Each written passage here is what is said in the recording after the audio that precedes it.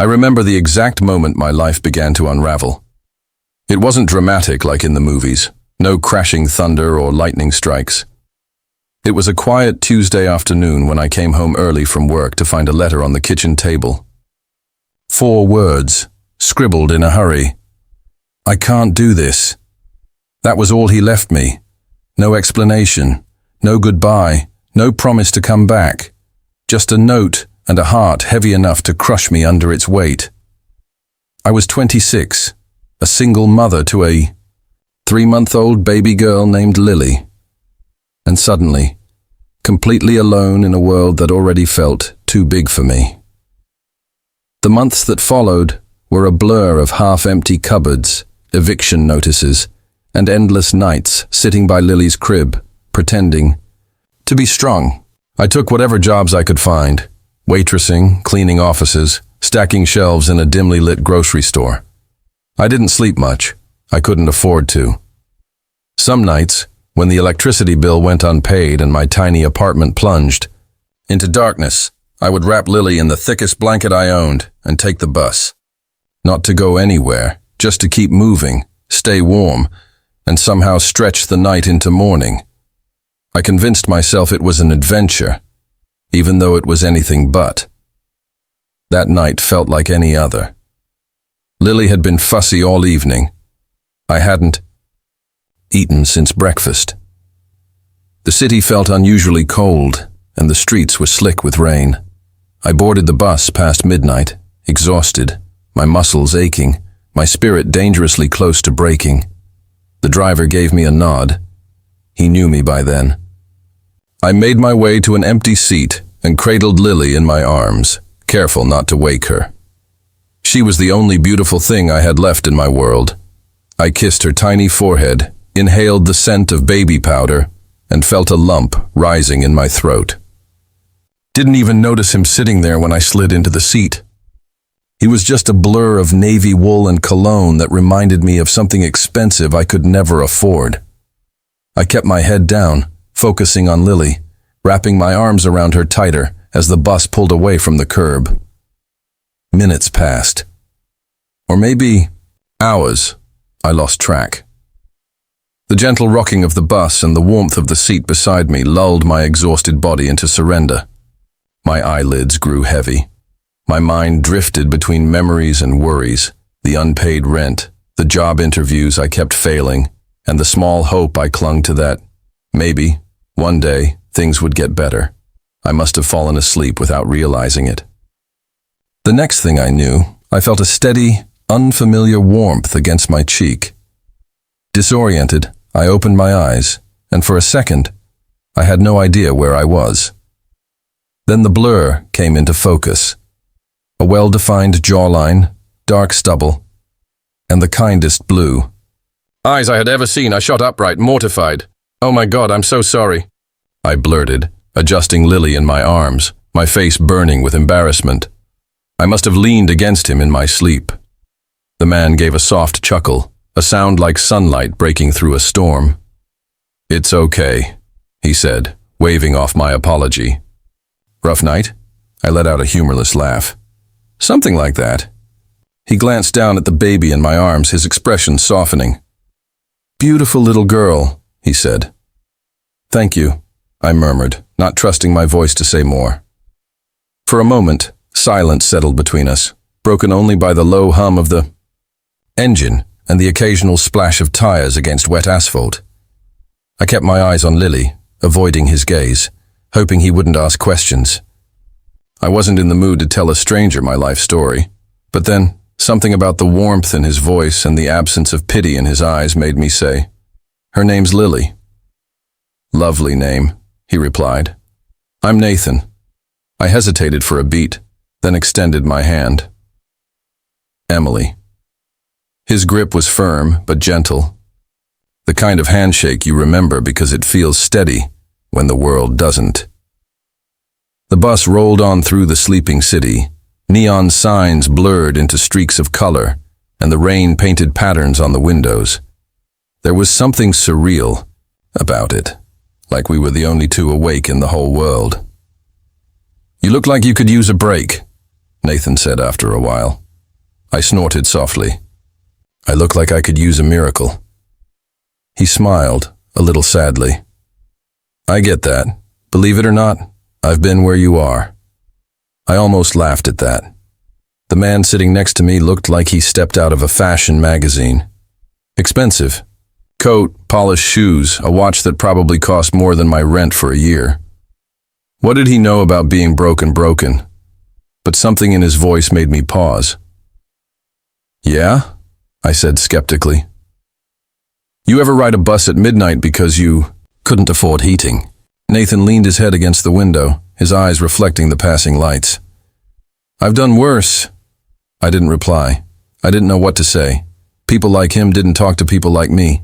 Not on buses, not in real life. The bus slowed, pulling up to another stop.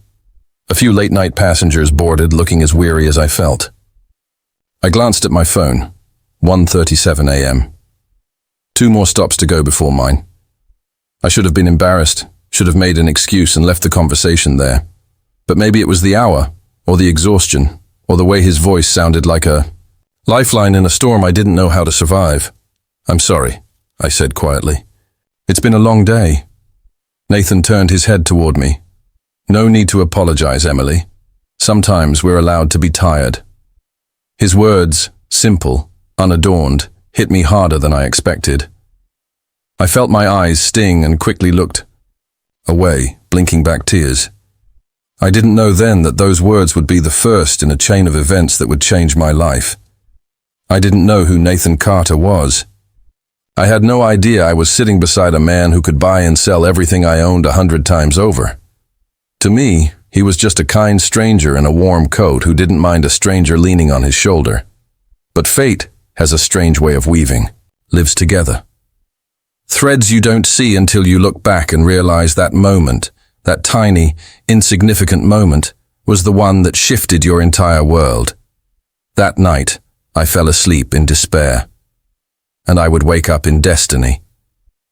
When the bus finally pulled to a stop near my street, I gathered Lily in my arms, pulling my worn jacket tighter around her tiny body to shield her from the rain. The air was icy, the kind that seeps into your bones and reminds you you're still alive, whether you want to be or not. Nathan stepped off with me. I looked at him, confused. This isn't your stop. He gave a small shrug, that same gentle smile tugging at the corners of his mouth. Couldn't let you walk home alone this late. I didn't know what to say to that. People didn't usually do that sort of thing. For me, anymore. Not since everything fell apart. We walked in silence down the cracked sidewalk, streetlights flickering overhead.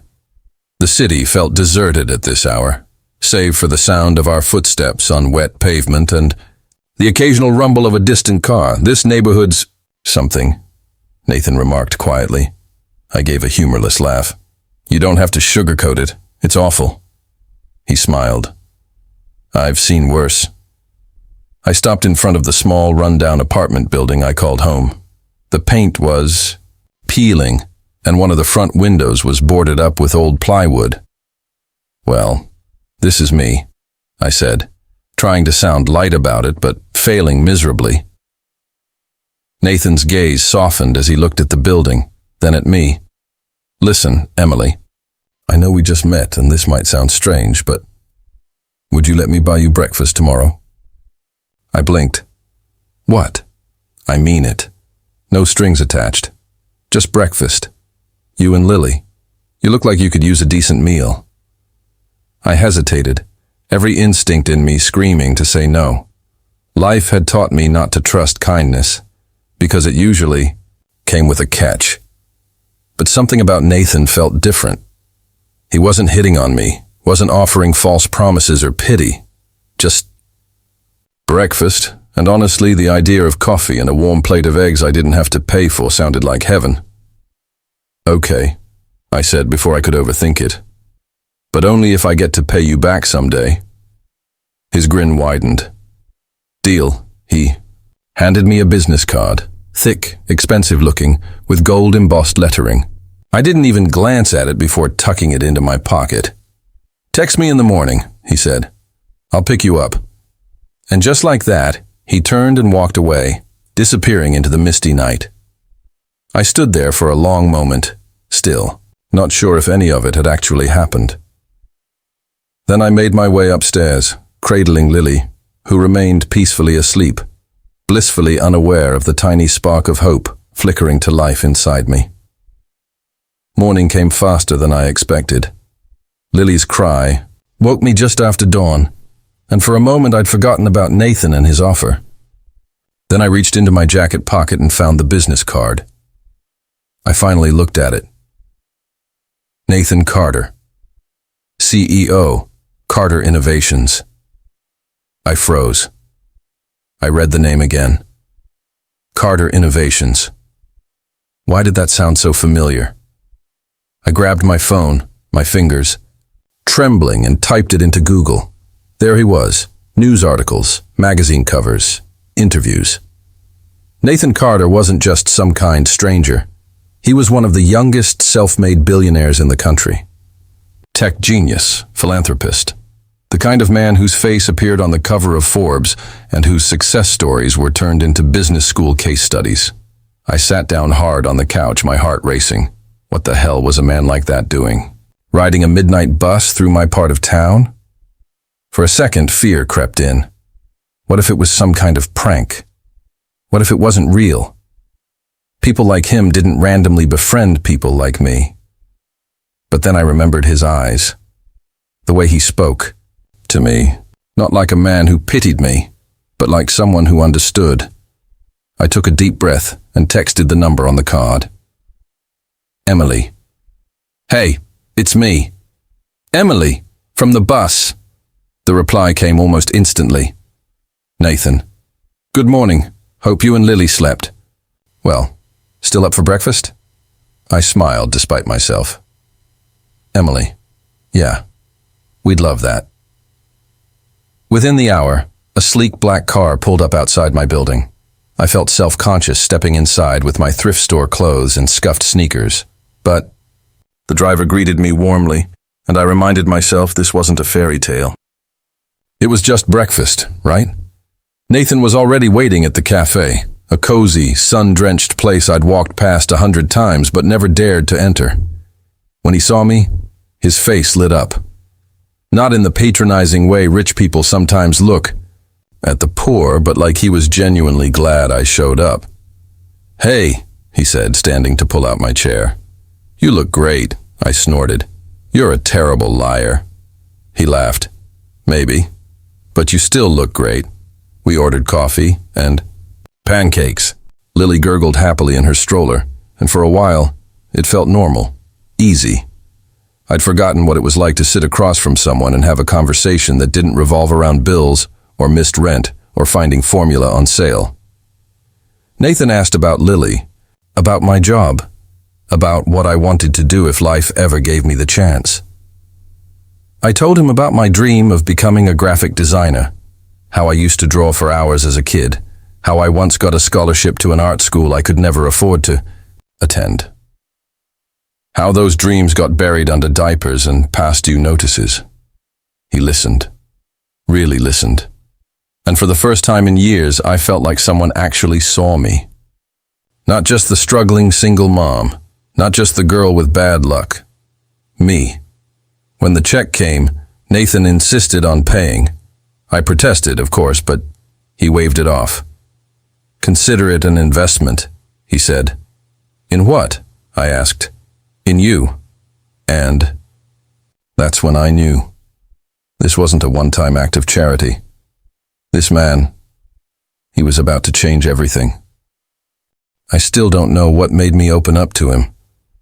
Maybe it was the way Nathan looked at me, like he wasn't seeing the worn-out jacket, the cheap shoes, or the tired eyes, but the person beneath it all.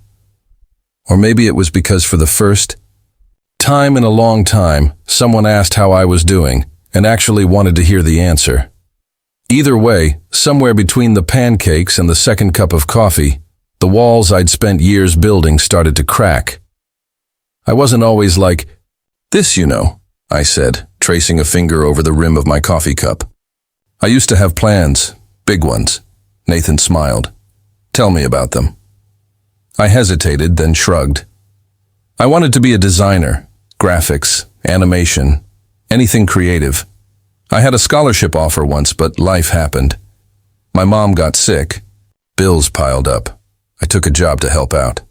Then I met him, Lily's dad. I swallowed hard. He left when she was 3 months old. Said he wasn't built for this kind of life. I guess I wasn't either, but somebody had to stay. Nathan was quiet for a moment, then spoke softly. It's funny how people think strength is loud, dramatic. Truth is, it looks a lot like what you just described. Showing up every day when no one else will. That's real strength, Emily. His words hit me harder than I expected. I blinked fast to keep tears from spilling. What about you? I asked, needing to shift the focus. You don't seem like the kind of guy who rides city buses at night, he chuckled, leaning back in his chair. Not lately, no. But once upon a time, I did. I raised an eyebrow. Seriously? Dead serious, he said, and his expression turned distant, as if he were looking through the walls of the cafe, back into a life long buried. I grew up in shelters. My parents died when I was 12, car accident. I bounced between relatives, none of them wanted me. By 16, I was sleeping in bus stations, worked nights washing dishes, cleaned offices before school. I even spent one winter living in a supply closet at the old train depot. I stared at him, trying to imagine the sharply dressed CEO sitting in a freezing train station, alone. You never told anyone that? I asked. He shook his head. Not many. People like their success.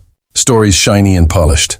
They don't want to hear about the dirt under your fingernails or the nights you spent crying into your coat because you couldn't feel your fingers. I swallowed hard. How'd you get out of it? A man named Alan Bishop, Nathan said. I was 17, starving, sleeping in a park. He owned a printing shop. One night I broke in just to get out of the cold. Thought I was going to get arrested. But he fed me, gave me a job, taught me how to fix machines, run graphics, software. He believed in me when nobody else did, I smiled. Like you're doing for me. He looked at me, and there was something quiet and intense in his gaze. Emily, you don't owe me anything, but I see the fire in you. It's buried under a lot of ashes, but it's there. And if you let me, I want to help you dig it out. Hesitated. My whole life, I'd been taught to expect strings attached. But this didn't feel like pity. It felt like a hand reaching out in the dark. What kind of help? I asked carefully. Come work for me, he said simply. I stared. Doing what? I run a design department, digital art, branding, animation. You'd start small, of course, interning, learning the ropes. But it's a start, and I'll cover childcare until you get your footing. I opened my mouth, then closed it again. You barely know me, I whispered. Nathan smiled. Emily, I don't need to know every detail of your past to recognize someone who's ready for a second chance. I've been you, and someone took a chance on me when I was sleeping on a park bench. The lump in my throat made it hard to speak. I didn't even try to stop the tears this time. I'm scared, I admitted. Good, he said. Means it matters, I laughed wetly. I don't have nice clothes, or a degree, or even a working laptop. You've got drive, Nathan said. I can teach you the rest. I sat there for a long moment, feeling the weight of years of disappointment pressing down on me. It would be so easy to say no, to stay where it was safe, even if it was miserable. But then I thought about Lily, about the kind of world I wanted for her, about the girl I used to be, and the woman I could still become. I took a shaky breath. Okay, I said, I'll do it. Nathan grinned. That's what I wanted to hear. We finished our coffee, and when we parted ways outside, I felt something shift inside me. Not a huge, life-altering explosion, just a tiny spark, but sometimes that's all it takes. I'll never forget the feeling of walking into Carter Innovations for the first time. The place was nothing like the crumbling office buildings I'd worked in before. This was sleek glass walls, open workspaces, people in sharp clothes moving, with purpose. I felt like a complete imposter in my thrift store blouse and borrowed laptop bag, but Nathan was waiting by the elevator with that same easy smile. "You ready?" he asked. "No," I admitted. He laughed. "Good. That means you'll stay sharp." Those first few weeks were brutal. I was so behind everyone else it wasn't even funny. Half the time I didn't understand the jargon in meetings. The software was intimidating. The clients demanding. More than once I found myself locked in a bathroom stall trying not to cry. But Nathan never made me feel small. Whenever I made mistakes, and there were plenty, he'd pull me aside, explain where I went wrong and how to fix it. He made it clear that failure wasn't the enemy, staying stuck was. I worked late, brought projects home, watched YouTube tutorials at night while Lily slept. Slowly, the pieces started to click. By the end of 6 months, I wasn't the new girl anymore. I was getting real assignments, small campaigns, logo redesigns. One day, a client actually requested me by name. I could see it happening, like I was waking up in someone else's dream. And then came the opportunity that changed everything. Nathan called me into his office one afternoon. I remember it like it was yesterday. The walls were covered in awards and magazine covers, yet the man behind the desk still had the heart of that 17-year-old kid from the park bench. "I'm opening a new division," he told me. "A boutique design agency under the Carter Innovations umbrella. I want you to run it." I literally laughed out loud. "You're kidding." He wasn't. "You're hungry, Emily. You have ideas no one else has because you see the world differently. You know what it's like to claw your way up. I trust you." I sat there, stunned. "I don't have a degree," I reminded him. "I don't care. I don't have years of experience. You have lived experience. That's rarer." Tears burned my eyes. "Why me?" he smiled. "Because someone once took a chance on me. Now it's my turn." And just like that, my world cracked open. The next year flew by in a blur of pitches, hiring staff, branding meetings, and fighting for clients who didn't know my name but learned it quickly. My small agency, Everglow Designs, landed 3 major contracts in its first 6 months. I hired 2 other single moms, taught them what Nathan taught me, made sure there was an on-site play area for kids, paid them fairly. I promised myself no one working for me would ever have to choose between feeding their child or chasing a dream. And somewhere along the way, I found myself again. I wasn't just Lily's mom, or the girl abandoned by a man who couldn't handle real life. I was Emily Grace Carter, founder, designer, survivor. 5 years later, I stood in front of a packed ballroom accepting an award I never thought I'd see in my lifetime, Entrepreneur of the Year. As the applause faded, I looked out into the crowd and found Nathan near the back, clapping with a grin that made my heart ache. Afterward, he found me backstage. "Told you," he said, nudging my arm. I laughed, blinking back tears. "Couldn't have done it without you." "You did it," he corrected gently. "I just opened the door." I smiled. "So, what now? World domination?" He chuckled. "Whatever you want." We stood there for a long moment, and I realized I wasn't scared anymore. Not of failing. Not of succeeding. Not of being seen. I was exactly where I was meant to be. And to think. It all started with a midnight bus ride, a sleeping baby, and a stranger who refused to look away. I reached for his hand. "Thank you, Nathan, for seeing me when I was invisible." He squeezed my fingers. "No one should have to go unseen, Emily. Not on my watch." And just like that, I knew my story wasn't a tragedy. It was a beginning. The end.